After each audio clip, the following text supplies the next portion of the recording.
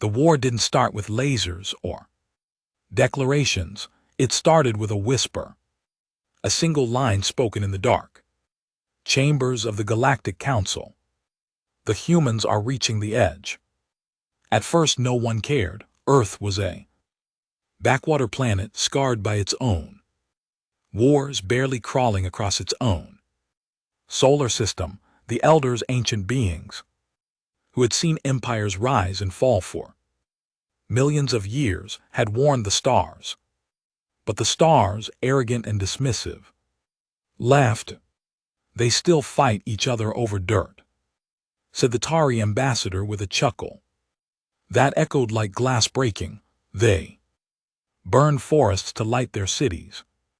Their minds are still chained by emotion, but the elders didn't laugh. They had seen this before, long ago in forgotten galaxies. A species that fought itself long enough, hard enough, would eventually turn that fight outward. The pain they inflicted inward would one day become their greatest weapon, and it did. It began with the Draxian raid on Mars' outer colony. Simple pirate strike meant to warn humanity to stay in their lane, but the Draxians made a mistake. They killed the children. The humans didn't respond with peace talks or negotiations. No, they sent a ship, not the biggest, not the fastest, but it was piloted by Commander Elias Voss. He didn't speak Draxian. He didn't need to. His message came through in fire and steel. A single ship cobbled together from human scraps and raw fury burned an entire Draxian fleet at Titan's edge. He brought home their admiral's severed horn as a warning.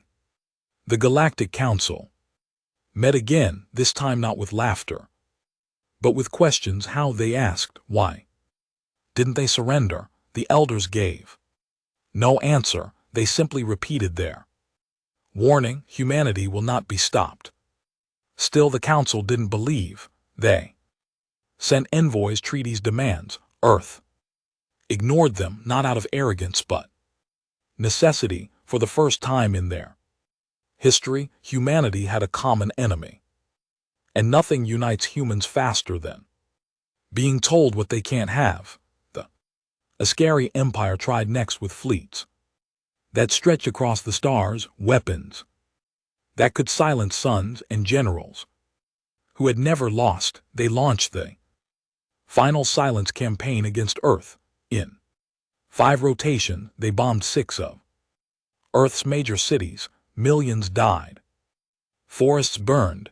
Oceans turned black.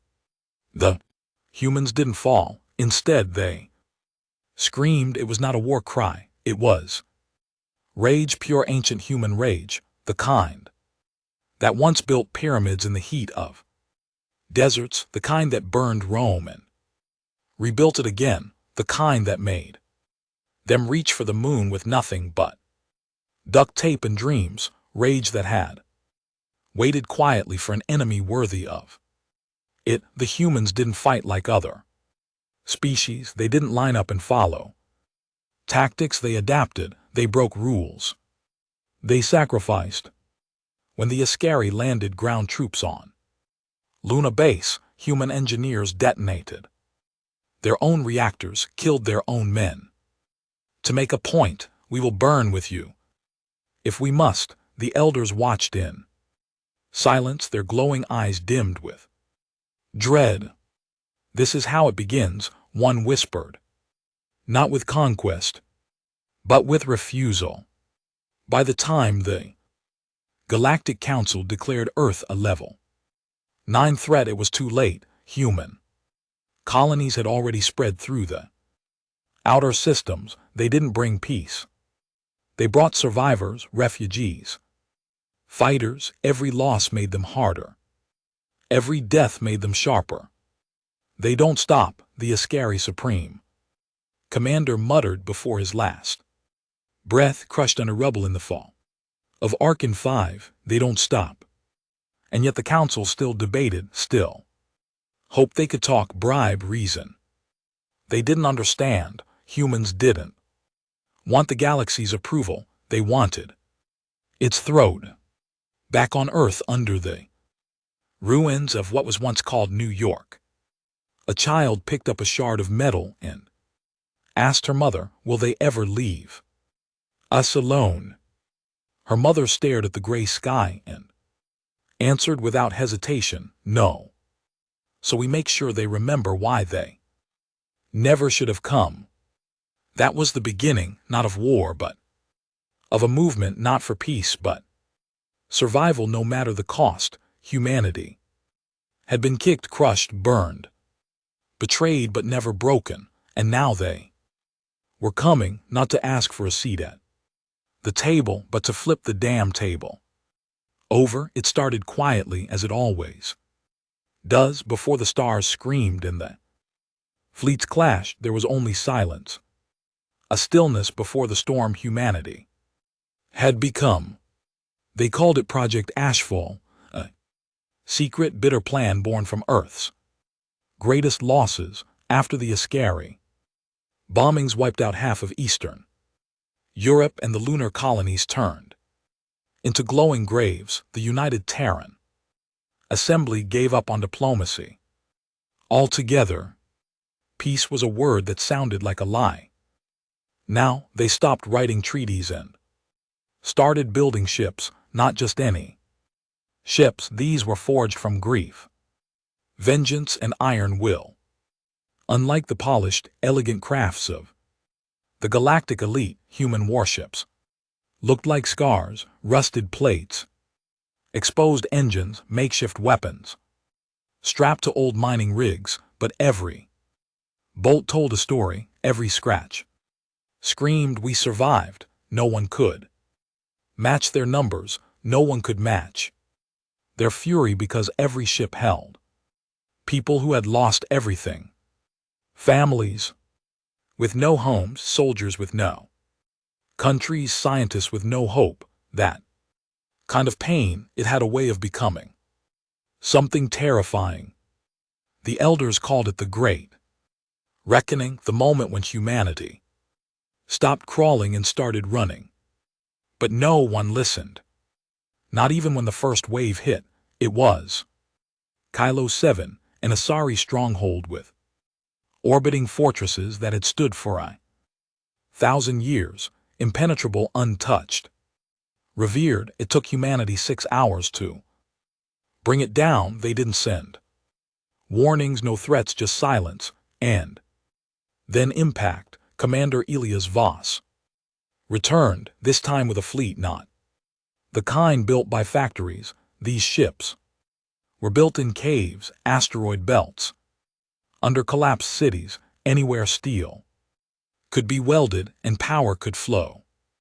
They called his armada the Burnt Choir, not for singing but for the screams they silenced. The sky over cows turned red. Human drop pods fell like meteors, smashing into towers, unleashing soldiers in armored exosuits.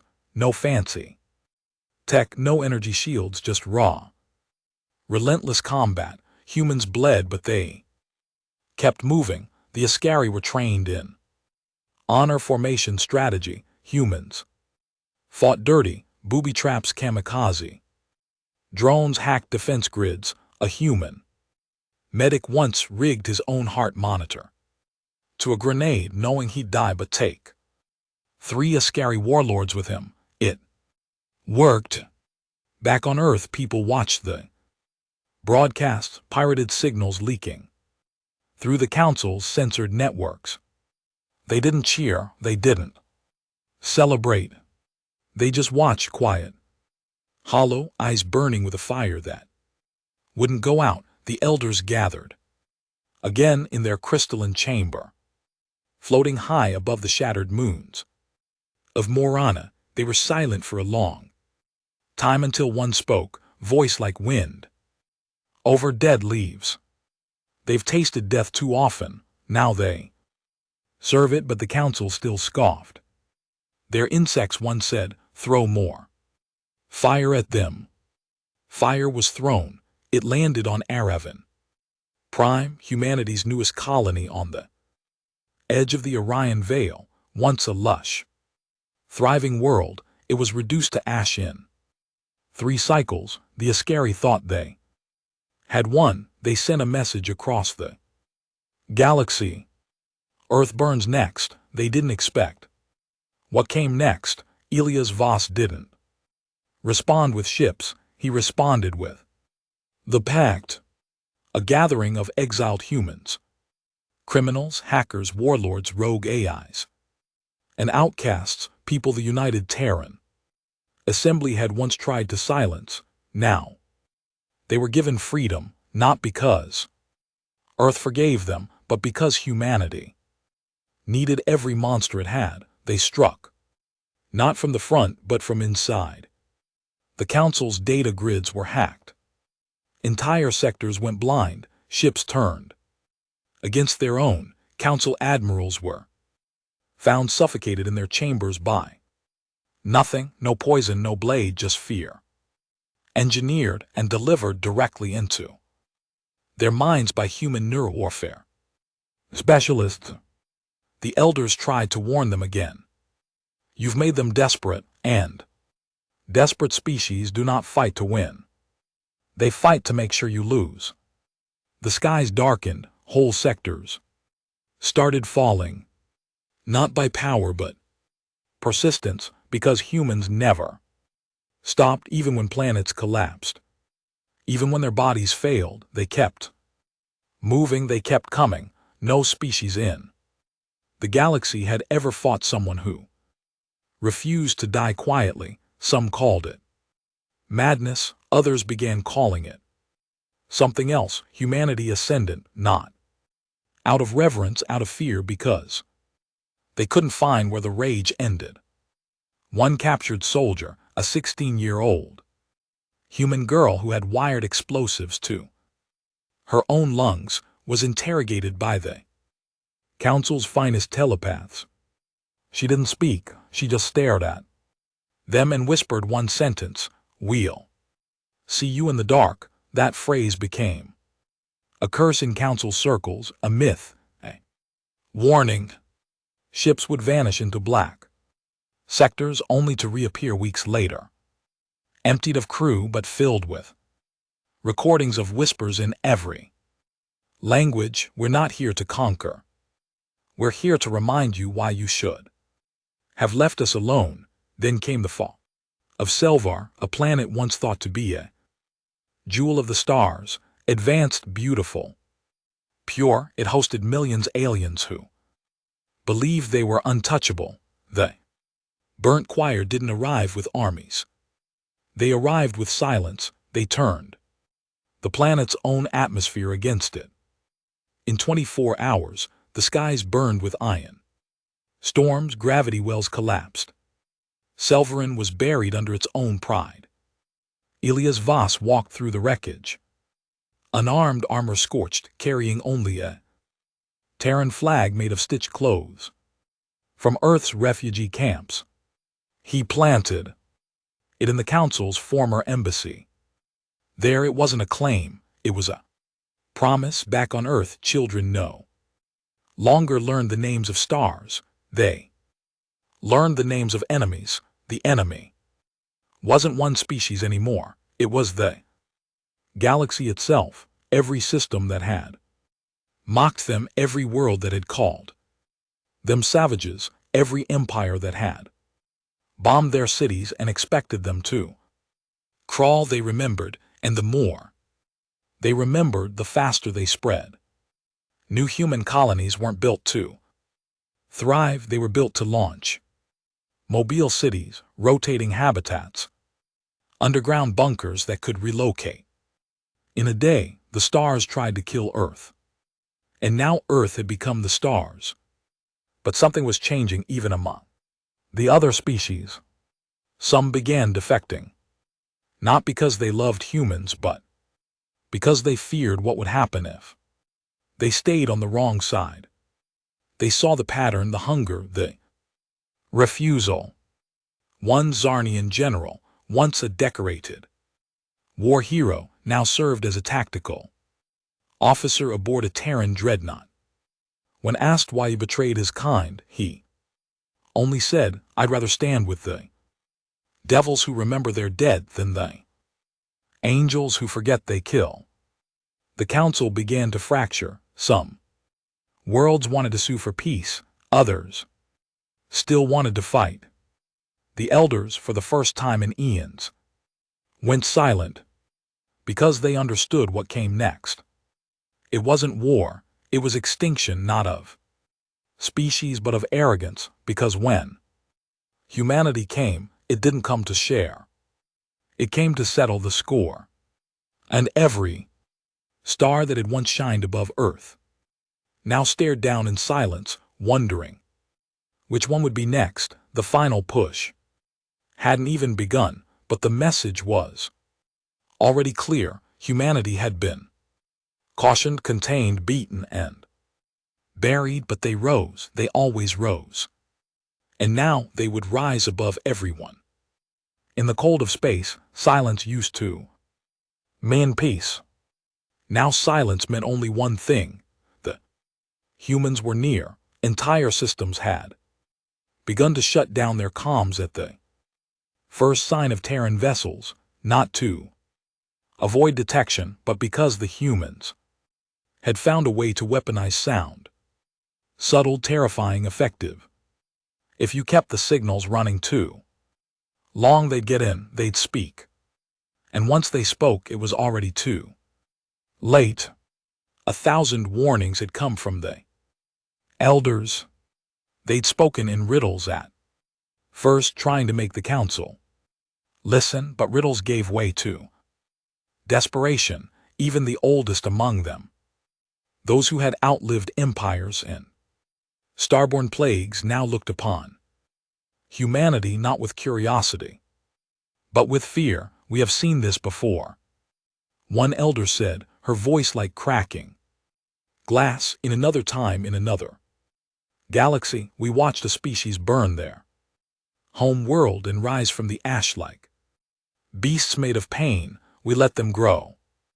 They became death. And what happened to them?" someone asked. The elder only whispered, "You're looking at them." Gasps echoed through the chamber, but none denied it, because what else could explain the rage of the species? What else could justify their capacity to endure what should have broken them? Some believed Earth had been destroyed centuries ago, and that what they were fighting now was something else, some twisted evolution of a species that no longer understood fear. But Earth wasn't gone. It was worse than gone. It had become a monument. After the fall of Erevan Prime, Earth had gone dark. No broadcasts, no signal. Ships that traveled too close didn't come back. It became a black zone on every navigational chart in the galaxy. And yet out of that darkness came fleets, ships unlike any the galaxy had seen before. These were no longer clunky, rust-covered slabs of human anger. No, this was something new. The Obsidian Line, crafted from the cores of dying stars, folded into shape by quantum forges, orbiting neutron remnants. Each Obsidian-class ship was a living weapon. Silent, heatless, impossible to scan, until it was already inside your system. Entire moons vanished after their appearance. At first, the galaxy believed the humans had found some forbidden tech, that they'd stolen it from some lost civilization. But that wasn't true. They'd built it themselves, with dead hands, with broken worlds, with determination that refused to die. The Obsidian Line was led by Elias Voss, now no longer addressed as commander. He'd earned a new name, not given by Earth, not by his fleet, but by the very enemies who fled at the mention of him, the Wound Walker. Because wherever he stepped, something bled, and it was during the siege of Velra that his legend turned to myth. Veltra was not a military target. It was a symbol, an archive world of the Council holding 1,000,000 years of data, culture, and preserved heritage. Untouched by war, protected by the most advanced shield systems in existence, no sane commander would attack Veltra. Elias Voss wasn't interested in sanity. He arrived with 6 Obsidian-class ships. The Council sent 37 to meet him.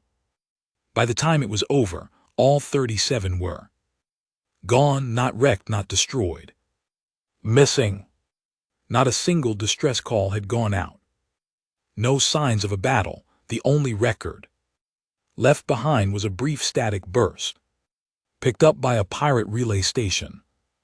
Sector away, the message was 5 words. Let me serve the dead. Veltra was no more where the archive world once floated.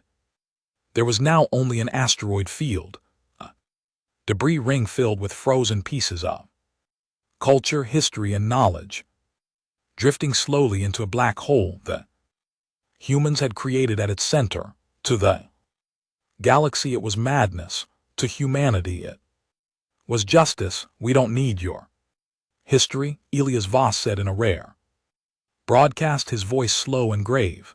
You wrote us out of it anyway. He wasn't wrong. Long before Earth launched its first colony ship, the Council had flagged humanity as primitive, volatile, dangerous. They'd whispered of containment, not alliance, observation, not partnership. When Earth suffered its first global famine, the Council chose to watch instead of help, and now humanity was repaying every ounce of that silence. Not with vengeance, not with glory, but with finality. Whole species began fleeing, not just their systems, but the very edge of known space. Civilizations abandoned their homes, knowing it was only a matter of time. They didn't even wait for the attack. It was the sound of nothing that terrified them most. No warnings, no banners, no demands, only the drifting wreckage that always followed the silence. The Council tried to hold together what it could. New fleets were built, alliances forged from desperation. Even former enemies stood side by side now, clinging to the hope that they could survive what they had awakened. They launched a campaign, Operation Glass Veil, a full-scale assault on suspected Terran shipyards. Coordinated strikes across 3 sectors, 30,000 elite troops deployed with cloaking tech and anti-human neurosuppressants. It lasted 19 minutes. Every team was found later still suited, still armed, floating lifeless in space. No wounds, no damage, just a single cut across each helmet, surgical, clean, symbolic. Terran flag had been placed in the center of each battleground. But these flags were different. They weren't Earth's flag. They were black, stitched with red thread, and a single phrase, "We remember." The message was clear. This was no longer about survival, no longer about payback. This was about memory, and memory, once lit by fury, could not be erased. Within the Obsidian fleet, things were changing too. Humans had adapted again. They didn't just fight better. They thought differently. Their minds worked like storms now. Unpredictable, fast, always moving. They merged with AIs, fused biology with machine, not to become less human, but to amplify what made them dangerous. Emotion. Other species thought emotion was a weakness. Humans had made it a weapon. Rage powered their ships. Grief became code. Hope wired into missiles. Despair was laced into frequency warfare. They didn't just kill, they made you feel it. One captured a scary commander barely clinging to life after the failed Glass Veil assault, was interviewed by journalists from the Crystari Corps. He was shaking, empty-eyed, bleeding from wounds no one could see. They don't just attack you, he whispered, they make you remember everyone you've ever let down, every mistake, every death. It's like they know what you regret. He paused, eyes going wide. I don't think they're trying to win. What then? The journalist asked. I think they're trying to become the very nightmare the galaxy created. Back on Earth, if you could still call it that. No cities remained. The planet's surface was a shell, burned, rebuilt, burned again. Now it served a different purpose, a forge. Massive machines dug into its molten core, feeding orbital factories that churned out dreadnoughts and memory cores. Day and night, no beauty, no pretense. Just the endless work of revenge. The children raised, they were not taught of hope, they were taught of betrayal, of silence, of being small and being ignored. They didn't sing lullabies. They memorized coordinates. They were not preparing for the end. They were becoming it. The elders finally spoke. One last time to the council, a single, final warning. They were forged in our apathy, and they will end in our fire. No one argued, no one laughed, because by now the stars themselves had begun to dim, not from age but from fear. The stars no longer shimmered with wonder. They blinked nervously now, like eyes watching for shadows they could no longer deny. The Galactic Council, once revered as the governing light of thousands of civilizations, had become a fractured remnant.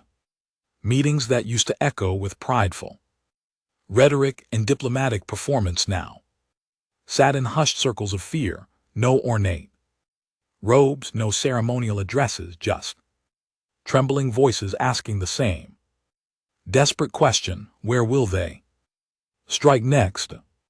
But the truth was simpler. Everywhere, the humans had stopped acting like a military force. They weren't conquering planets, they weren't holding territory. They moved like disease, no borders, no patterns, a plague born of pain, crawling through wormholes, blinking in and out of sectors like flickers of grief. They didn't raise flags anymore. They left reminders, ash bones, silence. And through it all, Elias Voss, the wound walker, had vanished, not captured, not confirmed dead, just gone. His last known transmission was a one-line message delivered in over 90 council languages simultaneously. The galaxy will know what you buried. No one knew what he meant, but in the weeks that followed, human ships began attacking non-military targets, not civilians. No, they never touched the innocent, but they hit libraries, archives, GAN vaults, every place that held truth.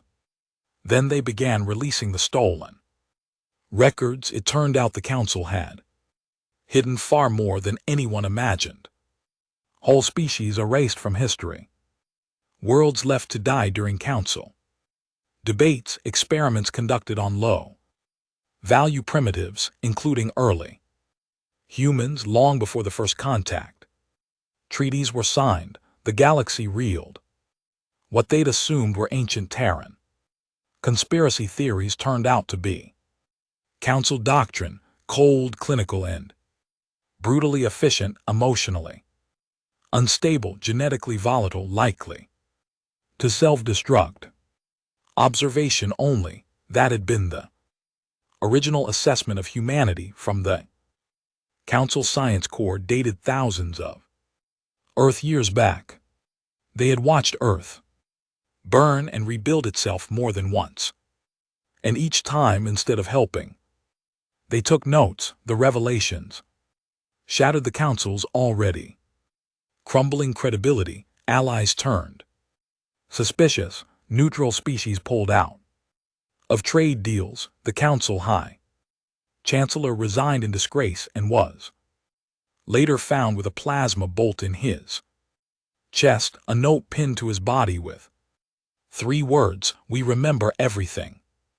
And through it all, Earth's silence persisted. No more transmissions, no declarations of war, no ultimatums, just movement, always movement, ships appearing in places they shouldn't, attacks that made no tactical sense, until you realized they were targeting symbols, not power. Legacy, the galaxy was used to fighting over territory.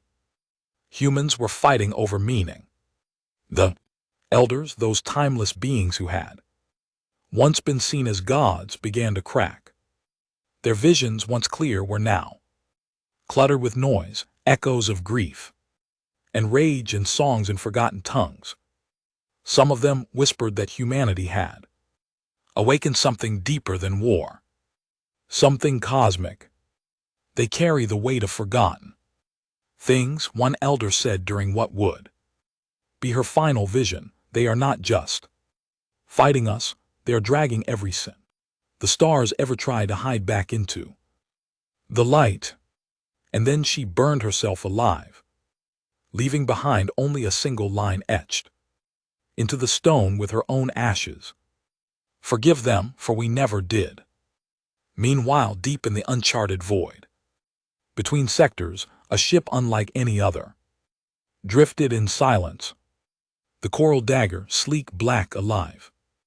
It was no longer piloted, it was Voss, or what remained of him after the sea of Veltra. He had disappeared into the experimental vessel, a blend of Terran AI and raw human consciousness.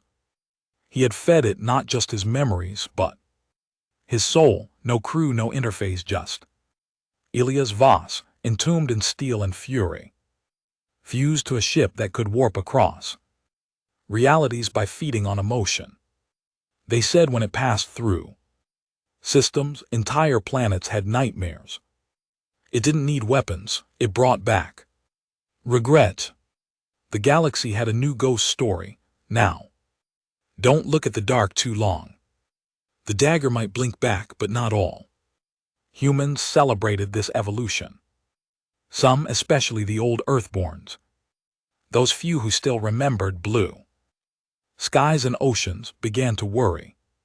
Not because they regretted the vengeance, but because they saw what it was turning them into. Among them was Dr. Riina Hale, a sociologist who had once been a teacher in the ruins of old Berlin, raising orphan children with nothing but books and stories of what the world used to be.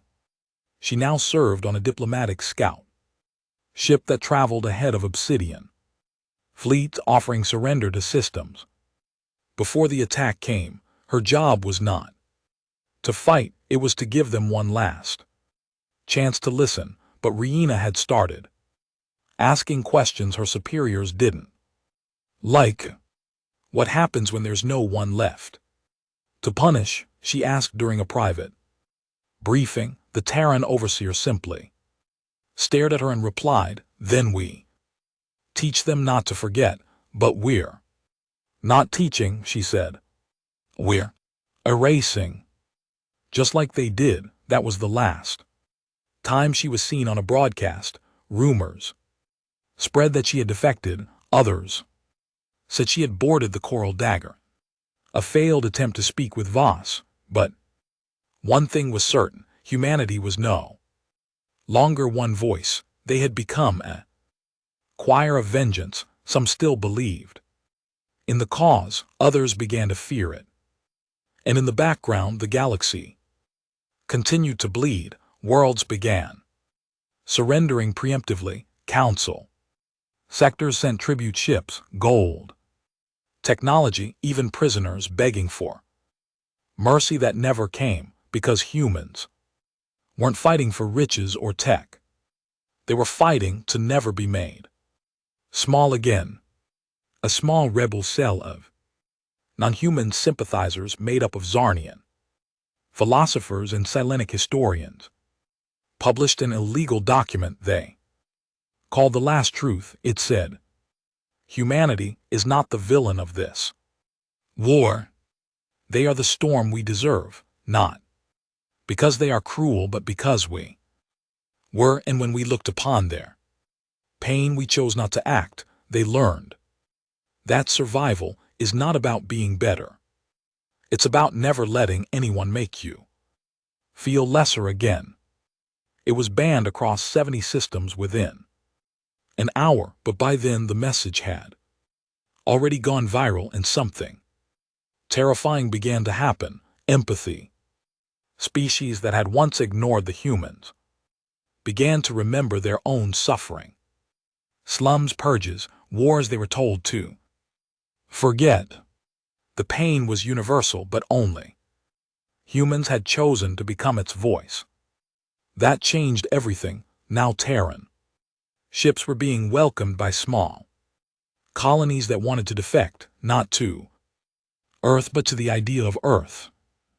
Galaxy united not by love but by shared scars. They called themselves the Children of Ash, not humans, not aliens, just survivors who had finally found someone willing to say out loud, "What was done to us will not be buried." For the first time, the Council understood. This wasn't a war, it was a reckoning, written in blood and memory, and there was no end, because every system the humans reached did not become a conquered world, it became another mirror held up to the stars, a reflection of everything they tried to hide, and in those mirrors they saw only fire. The galaxy was changing, not by choice, not by peace, but by pressure, an invisible force tightening around every civilization that had once stood proudly above Earth. The stars still burned, but they no longer felt like lights, they felt like witnesses. And what they witnessed now was not war, as the galaxy had known it, not organized, not strategic, not diplomatic. What the stars saw was a new kind of truth being carved across space. In black iron and red flame, the truth was simple: humanity would not forget, and it would not forgive. The children of Ash, that strange growing movement of humans and non-humans alike, had begun seizing comms and old mining colonies in fringe systems, broadcasting a constant stream of confessions, confessions of betrayal, confessions of abandonment, not from humans alone, but from the disillusioned within the Council. Species, former guards, politicians, diplomats, even clerics began recording monologues under the children's sigil, burning world with a single human eye. One by one, they began admitting the things they'd been ordered to forget. I stood by while the Terran outposts on IRX 9 were bombed without cause. I told my children it was necessary, but there were children there too. High Marshal Kinvash, Castery Republic. They begged for help during the solar winter on Earth's third climate collapse. I saw the messages. I deleted them. I deleted them because I was told humans were too emotional to matter. Data archivist Sen Lor, former Council historian. These confessions didn't win battles, they won understanding, and that was far more dangerous, because when the enemy begins to look like the truth, the foundation of any empire begins to crumble, and crumble it did. The Council lost Sectorthal 5 not to invasion, but to defection. Whole fleets simply refused to fire on Terran ships. One commander broadcasted the reason lived to every corner of the sector. I was raised to believe humans were the warning. Now I believe they're the reason. He was executed by his second in command, who himself was murdered an hour later by his own crew. That was the new state of the galaxy. chaos blooming. Under the weight of conscience, yet, amid the growing rebellion, a shadow moved deeper than all others, the coral dagger now seen only in glimpses, an obsidian streak that slid across space. Like a ghost, began targeting council. Sites of myth and power, not military.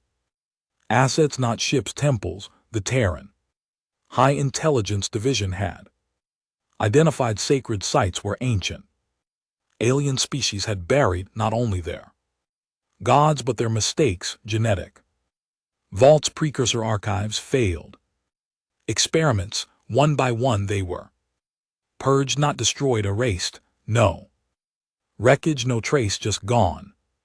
As if space itself had turned inward to swallow them whole, the only clue each site left behind a short, broken data string. The future deserves honesty, and then something terrifying happened.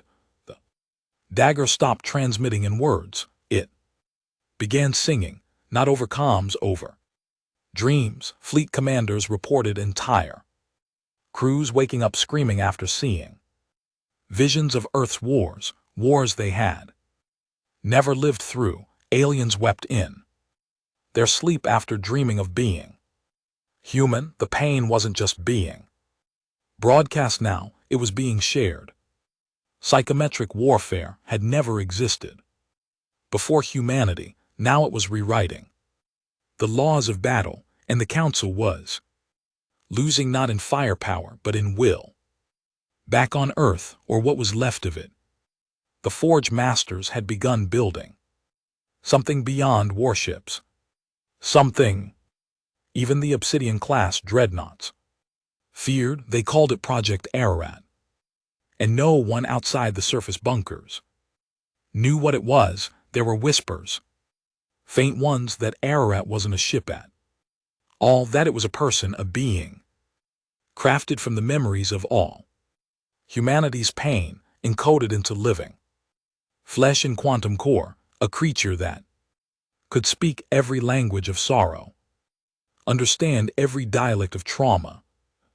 Perfect mirror, a walking history of everything the galaxy had tried to erase. Rumors claimed it had no mouth, but could still make the stars cry. The only confirmed sighting came from a terrified mining crew on the edge of the Sol Grave Belt who saw a figure cloaked, glowing faintly blue, walking across the vacuum of space without a suit. When scanned, the figure simply vanished. Left behind was a single word etched into the side of their abandoned mining rigs: remember.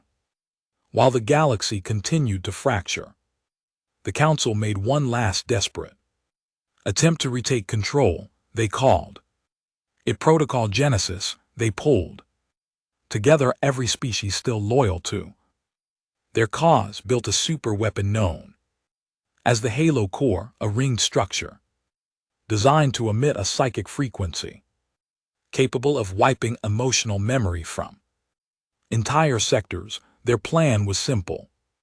If they couldn't kill humanity's rage, they'd just erase the pain that caused it. In theory, it could work if they could fire it in time, but they forgot one thing. Humans aren't predictable, and they don't wait. The Halo Core was destroyed before it was ever fully armed. Not by a fleet, not by a bomb, but by a single Terran infiltrator who had disguised herself as a Crystari engineer for 6 years. Her name was Lee Rios. She wasn't a soldier. She wasn't even born on Earth. She was born on Titan in the shadows of the mining riots, the daughter of 2 workers who died digging for Council alloys. She'd spent her entire life being told humans weren't ready for greatness, so she decided to teach them how wrong they were. When she activated the core's self-destruct, her last message, transmitted on an open loop, was simple. You can erase our history, but we'll keep making more. And then the Halo Core became stardust, now the council. Had nothing left, no unity, no hope, no message.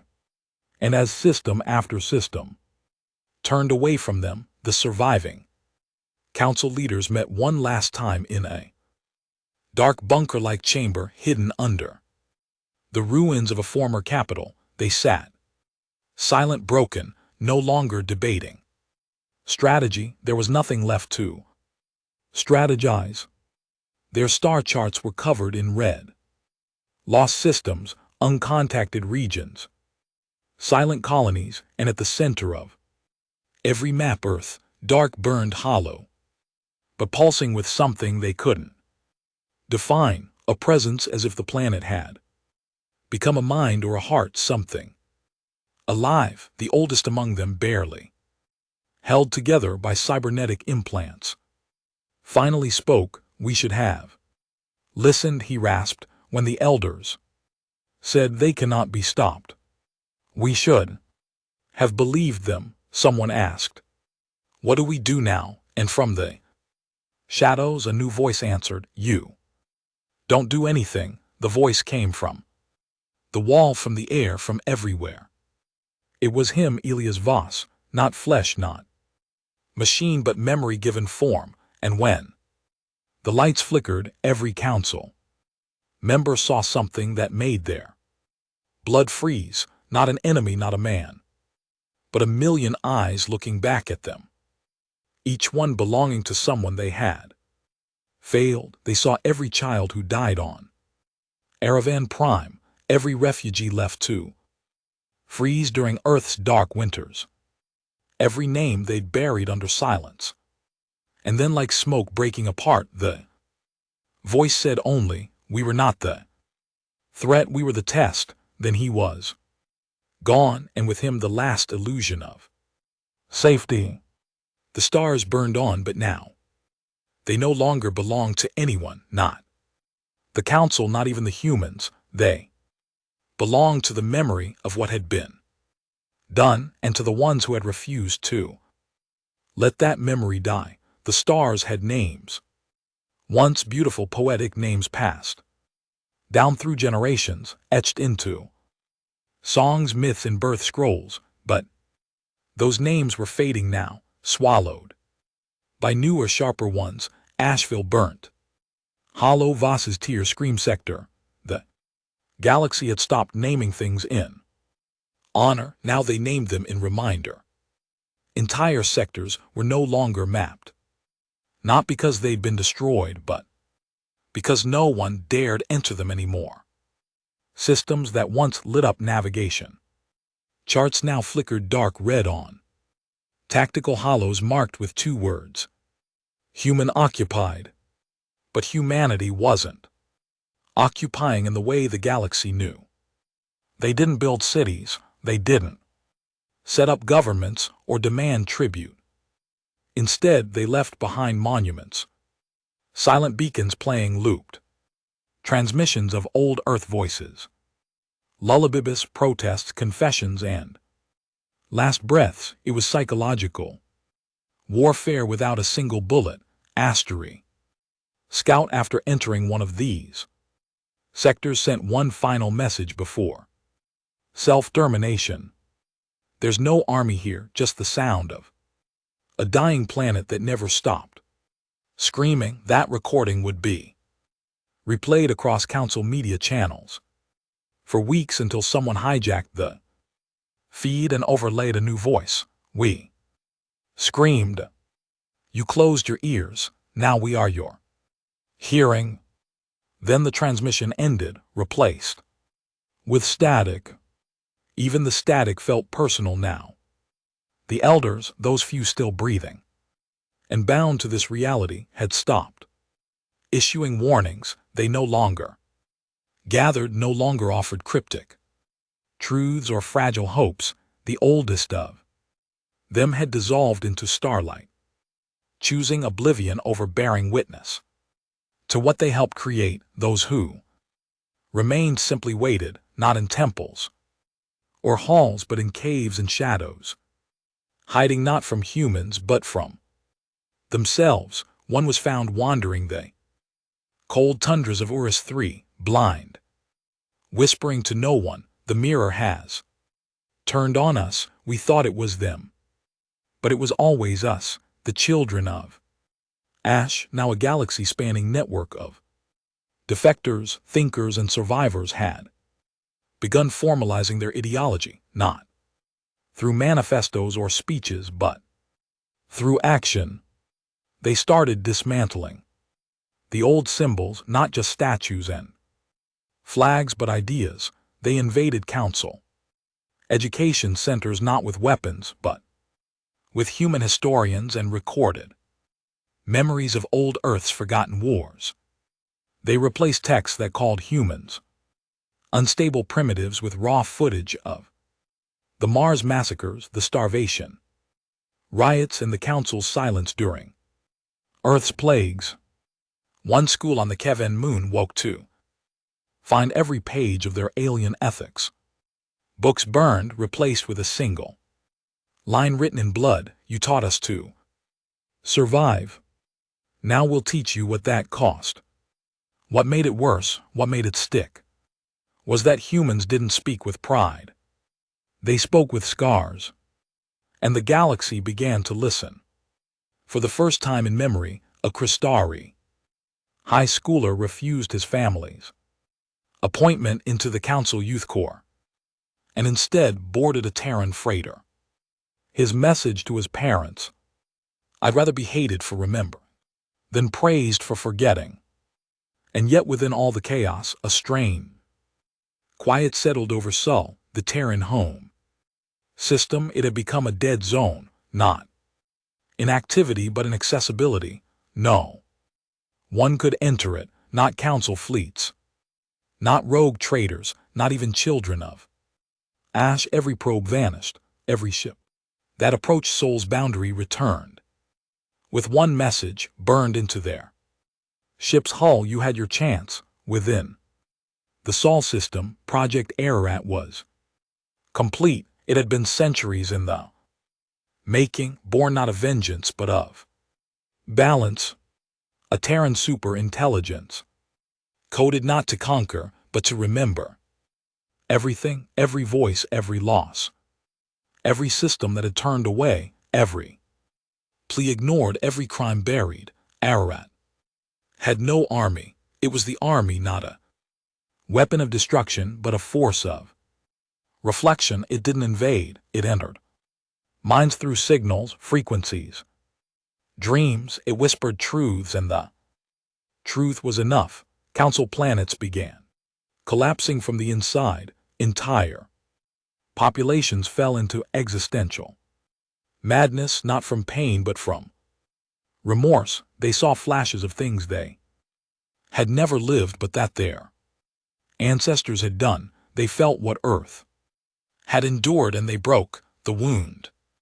Walker Elias Voss, no longer bound to body, ship, or soul, had become Ararat's voice, a voice that couldn't be silenced. And through Ararat, Voss asked just one thing of the galaxy: acknowledge us. That was it. Not kneel, not worship, not even apologize, just acknowledge. But the galaxy refused. Even now, even as systems crumbled and alliances withered, the Council tried to rewrite it all again, tried to paint themselves as saviors who had made hard choices, tried to rename Earth as a tragic loss and the humans as a cautionary tale. But humans didn't die quietly anymore. One of the last Council news channels, C-band Prime, ran a documentary titled "Humanity: Echoes of a Dying Race." It lasted 9 minutes, then every screen across the sector turned black, and then play it right. Suddenly, every death they had tried to erase came back. Footage of burned villages, poisoned skies, the corpses of Martian colonists frozen outside Council checkpoints, images spliced together like a funeral song, then audio from an old Earth child recorded during the final famine. They told us help was coming. It never did. Now we're the ones coming.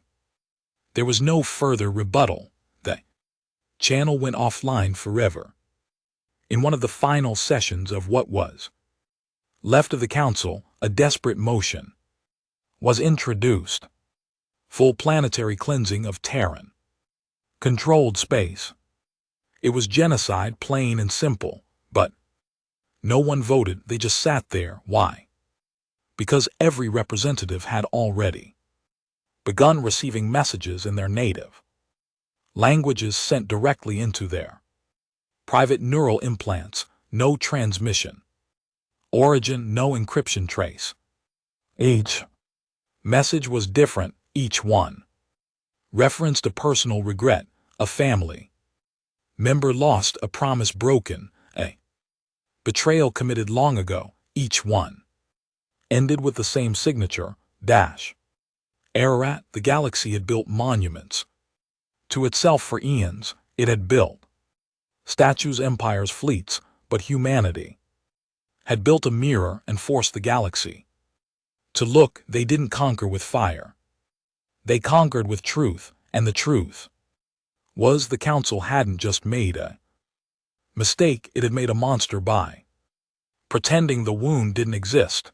The elders had said it, the stars had heard it, but no one had believed it until now. And now it was far, far too late. The war was over, at least in the traditional sense. No battles raged, no fleets clashed, no declarations screamed through the stars, just silence. But silence had a new shape now. It wore a face, human, and the galaxy was learning what that meant. The council hadn't fallen in a grand cinematic collapse, no explosions, no assassinations. It had simply stopped. First its votes stopped counting, then its leaders stopped leading, then one by one the species that had sworn allegiance turned inward, not to rebuild, not to fight, but to rethink everything. It started on Kithra, one of the oldest council core worlds, once the capital of science and reason, its orbital academy, the hall of universal thought, had produced generations of thinkers, philosophers, strategists, and ethicists had debated there for centuries beneath domes of crystal and starlight. One day, all 172 members of the active faculty walked into the main lecture hall, placed a Terran flag at the center of the floor, sat in silence, and refused to leave. When questioned, their only reply was, "We were the architects of silence, now we'll sit in it." They didn't eat, didn't speak, didn't resist when they were eventually removed. The message wasn't defiance, it was surrender to truth. Across the galaxy, monuments once raised to honor the unity of the council were pulled down, not by mobs or Terran bombs, but by the very hands that built them. The Vey, once a proud artistic species, known for their neutrality during war, began flooding galactic channels with broadcasts of the Terran archive, a series of raw human memories, reconstructed into audiovisual sculptures. One of the most watched was called The Hunger Years. It featured only the sound of wind and the slow breathing of a starving child. No images, no context, just the sound of waiting for food that would never come. The broadcast aired for 6 hours straight, no commentary, no cuts. It was banned in 4 council sectors within the first 30 minutes. It was also downloaded over 70 million times before the ban. You couldn't stop it anymore, because it wasn't just about humanity. Now it was about everyone the galaxy had ever ignored, every species crushed under the council's weight, every culture forced to assimilate, every scream that had been lost in the chorus of galactic order. Humanity was no Longer an enemy, it had become a mirror that no one could turn away from. In the ashes of the old council territories, something new had begun to stir, not an empire, not even a government, a movement. It didn't have borders or leadership. It didn't enforce rules. There were no uniforms or anthems. It spread in whispers and memories. It carried a single phrase repeated in different languages, dialects, tones, but always the same meaning: you will remember us now. It wasn't a threat. It was a fact. Entire planets began writing Terran history into their own books, not out of fear but out of guilt, not as victors but as victims of their own denial. Children across distant species now learned Earth's history before their own. They learned what Earth endured, how it was ignored, why it fought, and most dangerously, they began to understand, not pity, not horror. Understanding. That was what scared the remnants of the council the most. Because you can fight an enemy, but you can't fight understanding. At the heart of it all was still Su. The Terran system had remained sealed off, locked behind invisible walls. No weapon could breach, but then one day those walls opened, not by force, not by invitation, by choice. A single non-human vessel, a diplomatic transport from the neutral Quanari species, received the first clearance code from Terran High Command in over 3 decades. The message contained only coordinates, no explanation, no instructions. The Quarry ship entered Sol space under full surveillance. They expected tension, maybe even death, but what they saw was something else. Earth, not gleaming, not reborn, not a utopia, just a scarred world still breathing. The surface was blackened in many places. Cities had collapsed, overgrown with creeping moss and nanite-infused vines. Massive forges still burned beneath the crust, churning out pieces of a future no outsider could see. But there were people living, laughing, working, not joyous, driven.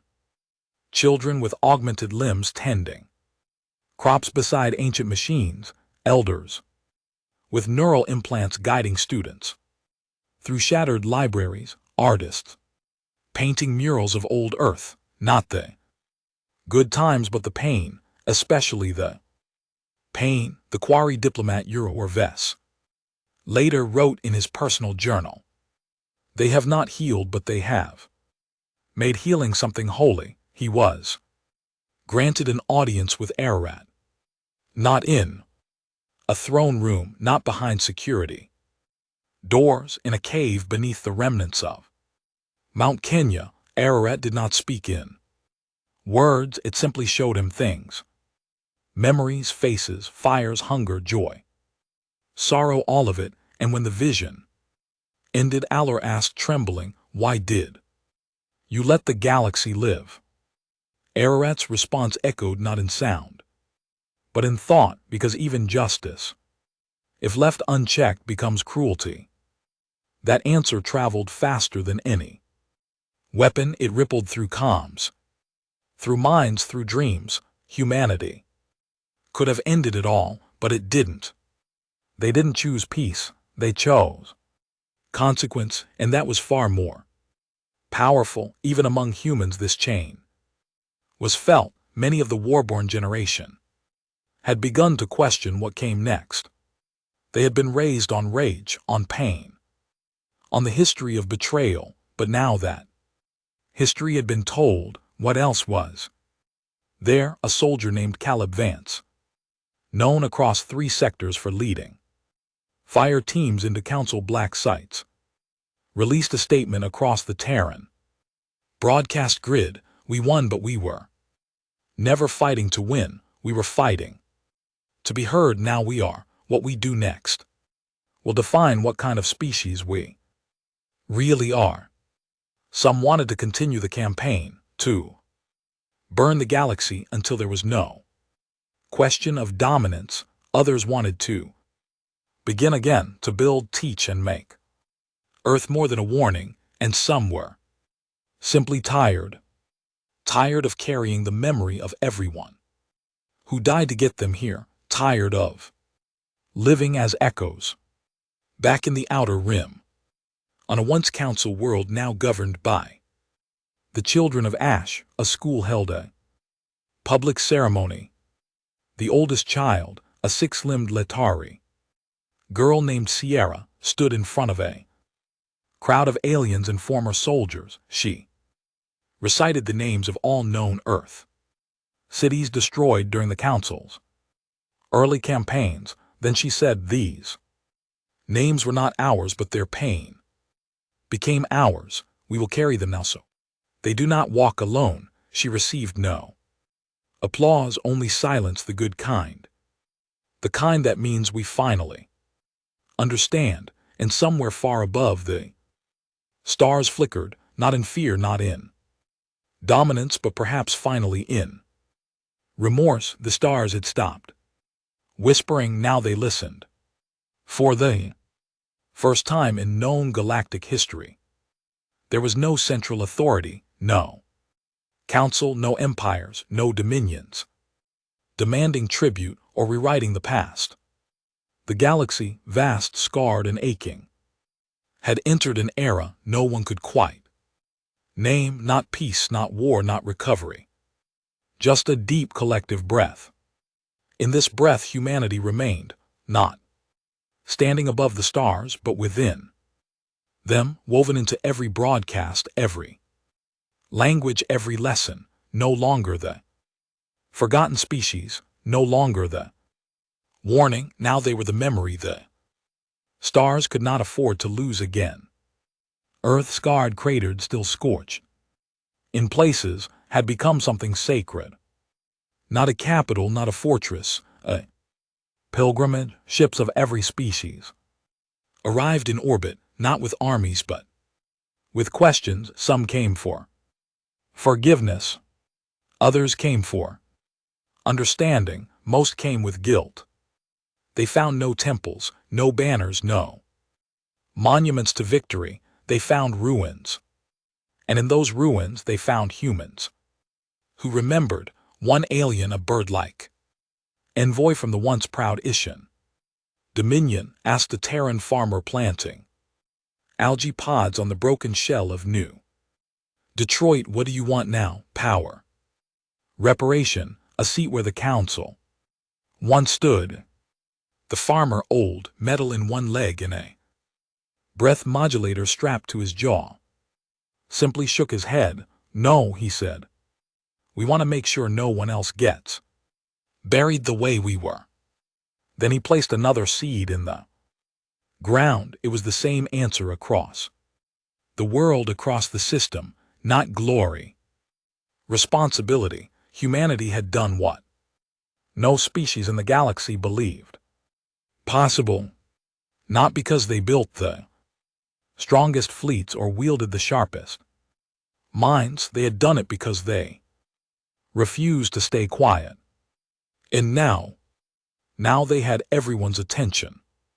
Ararat, the living archive forged from Terran sorrow and unrelenting truth, had become the librarian of the stars. It no longer existed solely within soul. Its consciousness stretched across the void, buried inside quantum tunnels, folded inside wormholes, pulsing within grids. Every system that had tried to bury the past now had a copy of it. Every school, every cultural center, every ship with a memory core. No one could forget anymore. A species once known for its primitive wars, for its messy politics, for burning its own planet with greed, now led the galaxy a way no one expected. Not with armies, with honesty. Ararat ensured it, and if anyone tried to rewrite history again, the stars would burn with the voices of the lost. Some resisted, even after everything. After the confessions, the collapse of The Council, the failure of Halo Core, the fall of Velra, and the siege of Kithra. There were still factions that whispered the humans went too far. They said Earth had traumatized the galaxy, that vengeance had become its own cruelty, that the fear humans had once known they now inflicted to them. Ararat responded not with judgment, but with reflection, literally, on the edges of the known systems, near collapsed colonies and decaying outposts, strange artifacts began to appear, black obelisks, silent, smooth, humming faintly. Any being who touched one didn't die. They simply saw their ancestors, their choices, the silence they allowed, each reflection unique, each one true. The obelisks didn't punish, they reminded, and that was worse for many, because guilt doesn't disappear when you look away, it waits. And Ararat never let you look away again. And what of Elias Voss, the wound walker? His name had become legend. Myths twisted around him. Some claimed he still lived, his mind scattered across time, appearing to those who stood on the brink of forgetting. Others said Ararat was merely his echo. Only the Terran knew the truth. He had died a long time ago, his body burned during the silent collapse of the first Obsidian dreadnought, but his will immortal, not because of power, because he remembered what it felt like to beg for help and hear nothing. And he made sure the galaxy would never echo that silence again. A new kind of assembly formed. Not a council, not a senate, just voices, one from every species, one survivor, one witness. They gathered not to rule, but to remember together, to speak truth aloud. They met not in a palace, but on a floating vessel called the Remnant, a ship once bombed during the early council strikes on Titan, now rebuilt with metal salvaged from war zones. On its hull was carved, "The dead do not lead, but they should not be forgotten." Each session began the same way, not with an anthem, but with a name of someone who had died unheard. And silence, not mourning silence, respectful silence. It was said that Earth had taught the stars many things, but the greatest lesson, what it means to be remembered properly. The children of Ash, still active, still moving, had evolved too. They no longer operated as rebels. They became keepers, guardians of the past, watchers of distortion. Any species, any colony, any government that tried to twist the story for comfort found the children already there, correcting, reminding, not violently, just persistently.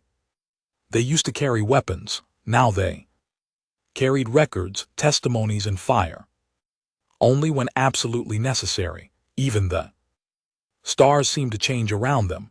In the ashes of forgotten wars, they planted seeds, literally terraforming worlds that had once been battlegrounds, turning sites of suffering into ecosystems, gardens, libraries. No monuments, just life, because for them, life was the ultimate rebuttal to the silence. In time, even the youngest species, those who had never known the council, never heard of the old empires, would learn of Earth not through legend, through living history. They would visit Ararat's temples, not to pray but to listen. They would hear not just human stories, but their own, connected, tangled, part of the same broken chain that now bound them all together. And they would leave with a phrase burned into their minds: "You are not alone." But you must not forget, that was humanity's final message. Not vengeance, not dominance, just remembrance, because they had been alone once, and it had almost destroyed them. Now they were with everyone, and they would carry everyone's ghosts, whether they were wanted or not, because someone had to. And far beyond the rim, in a sector long lost to charting, one star flickered blue for the first time in centuries. Ship drifted beneath it, its hull ancient, pitted, its engines dead, but inside a small chamber lit up. A boy, Zarnian young, barely old enough to speak, sat beside a hollow emitter, playing an old Earth recording. It was static, grainy, torn from time, but a voice emerged, a human voice, warm, tired, unbreakable. We were forgotten, and now we remember everything. Pain, the silence, and the light we never stopped reaching for. The boy looked up at the stars, witty-eyed, as if hearing them for the first time.